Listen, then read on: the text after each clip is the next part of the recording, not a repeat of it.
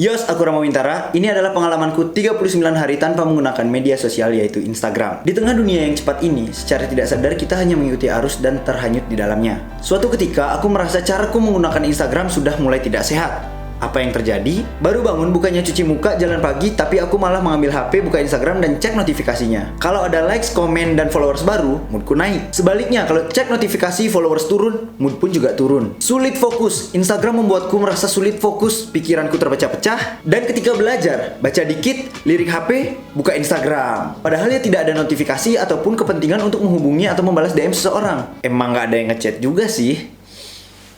Oke.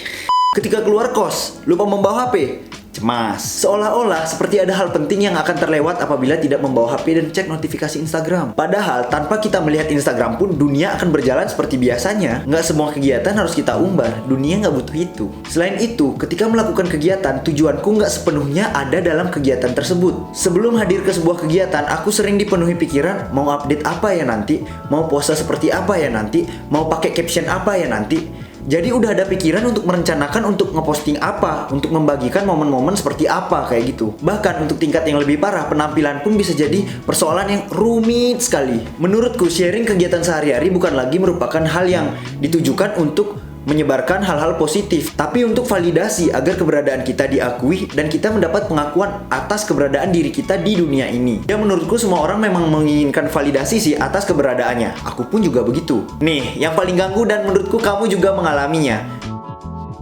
Membandingkan diri sendiri dengan orang lain. Kalau orang lain punya lebih, kita merasa sedih, kita merasa kurang. Kalau orang lain merasa sedih, kurang, kita merasa lebih. Standar hidup atau standar kebahagiaan pun berubah mengikuti apa yang kita konsumsi sehari-hari. Apa yang kita tonton sehari-hari, siapa yang kita tonton sehari-hari, seperti apa gaya hidup orang-orang yang kita tonton sehari-hari lewat sosial media, Instagram, lewat story ataupun postingannya.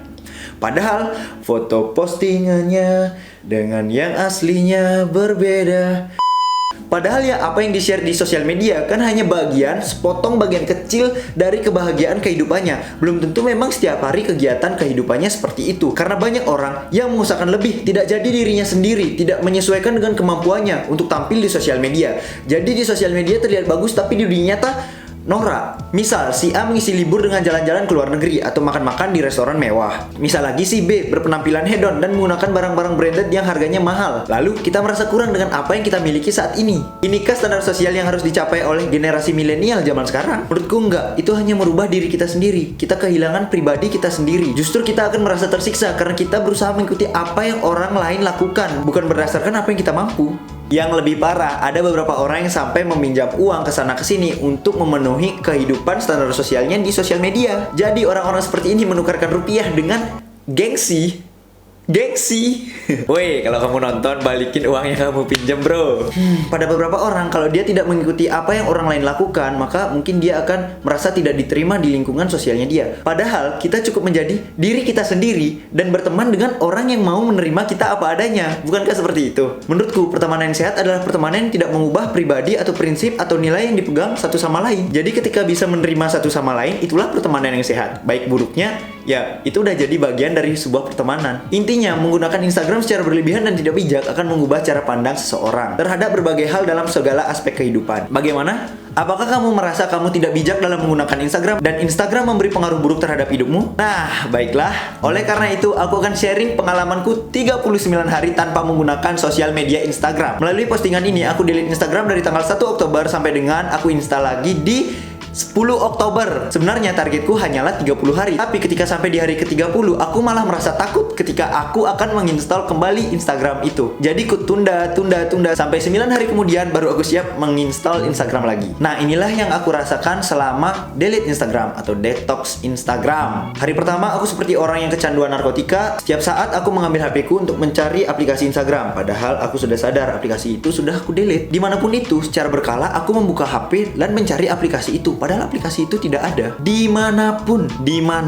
Hal ini aku lakukan sampai hari kelima, sampai kemudian sedikit demi sedikit berkurang hari demi hari. Minggu kedua, aku mulai bisa menerima handphone tanpa aplikasi Instagram. Saat melakukan berbagai kegiatan, aku masih sering refleks membuka aplikasi Instagram untuk membuat story. Tapi karena aplikasinya tidak ada, ya aku nggak jadi buat Insta Story. Dan aku fokus hadir sepenuhnya dalam kegiatan yang aku ikuti. Misalnya saat badminton, nongkrong, jalan-jalan, makan, aku fokus dengan apa yang aku lakukan. Aku fokus hadir sepenuhnya dalam momen itu. Dan menurutku, itu membuat kegiatanku jadi lebih bermakna dan bernilai. Saat aku merasa sendirian, aku tidak punya Instagram sebagai tempat pelarian. Jadi aku melakukan hal-hal yang sebelumnya nggak pernah aku lakukan. Saat sendirian, aku tidak punya Instagram sebagai tempat pelarian instan dari setiap masalah-masalah yang aku punya. Jadi mau tidak mau ya aku harus menyelesaikan tugas atau masalahku dulu. Saat masih ada aplikasi Instagram, ketika kita melihat explore, melihat hal-hal lucu, melihat kelakuan teman-teman, kita merasa bahagia dan senang dalam sekejap. Tetapi di saat yang sama, secara tidak sadar kita membuang banyak waktu dan menunda banyak pekerjaan. Sampai akhirnya pekerjaan itu tidak dikerjakan. Ataupun kalau dikerjakan ya mepet-mepet waktu. Minggu ketiga, aku merasa bisa bersikap netral terhadap siapapun yang aku temui. Aku memandang setiap kawan tanpa ada bayang-bayang. Kemarin dia melakukan apa, dia bahagia atau sedih kemarin, yang bisa kita akses lewat Instastory-nya. Enggak.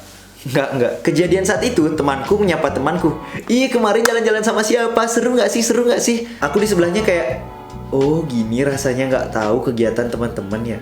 Masih oke kok, bahkan lebih nyaman. Jadi aku tidak ngejudge duluan saat bertemu dengan orang lain. Dan itu rasanya enak banget. Selama 39 hari tanpa Instagram, aku merasa emosiku makin stabil, aku merasa lebih tenang, dan aku lebih jarang bersedih ataupun insecure atau overthinking karena apa yang aku konsumsi. Mungkin hal ini terjadi karena selama 39 hari tanpa Instagram, aku fokus terhadap diriku sendiri. Fokus dengan apa yang aku mau, apa yang aku lakukan, aku fokus dengan itu. Waktu-waktu senggang aku gunakan untuk mengenal diri sendiri, untuk mengenal diri yang sebelumnya nggak pernah aku ketahui. Ternyata aku tidak sebegitu kenal dengan diriku sendiri, tentang apa yang aku mau, dan apa yang sebenarnya menjadi alasanku melakukan setiap pekerjaan yang aku pilih. Aku juga latihan meditasi, yang mana meditasi sebelumnya aku anggap sebagai hal yang aneh, tapi ternyata setelah aku lakukan, aku merasa bisa merasakan diriku sepenuhnya. Aku merasa punya space, punya ruang, punya waktu di tengah dunia yang serba cepat ini. Ketika melakukan meditasi, aku merasa dapat berpikir lebih jernih, dan menurutku itu sangat bermanfaat. Sampai akhirnya di hari ke-30, aku sangat nyaman tanpa Instagram, dan aku pun takut install kembali Instagram.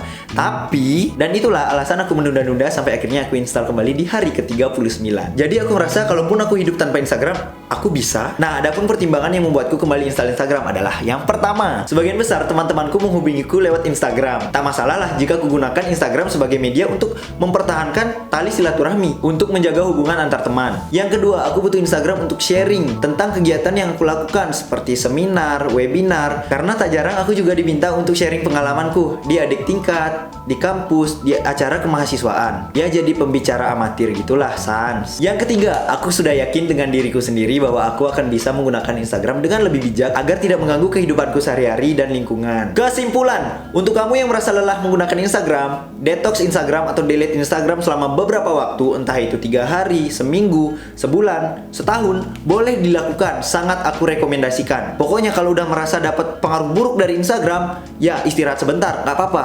Kalau belum bisa sebulan, ya seminggu, sehari, 2 hari, 3 hari, terserah. Percayalah, ketika kamu sudah delete Instagram dalam kurun waktu tertentu, kamu akan lebih mengenal dirimu sendiri yang selama ini udah hilang dimakan standar sosial yang dibentuk dari apa yang kamu tonton. Sebenarnya kita bisa memilih informasi apa saja yang kita konsumsi sehari-hari, tergantung bagaimana kita menggunakannya. Jangan asal tonton saja, tapi pilihlah agar pikiran kita tidak terkontaminasi. Tidak ada salahnya menggunakan sosial media, hanya saja perlu dibatasi dan digunakan secara bijak agar kita mendapat manfaat maksimal dari sana. Ya, namanya perkembangan zaman harus diikuti dong, tapi diikuti juga dengan bagaimana cara kita menggunakannya. Oke, sekian saja kali ini, seperti luar biasa. Bersama saya Rama Wintara, berpetualang menaklukkan dunia. Salam sehat.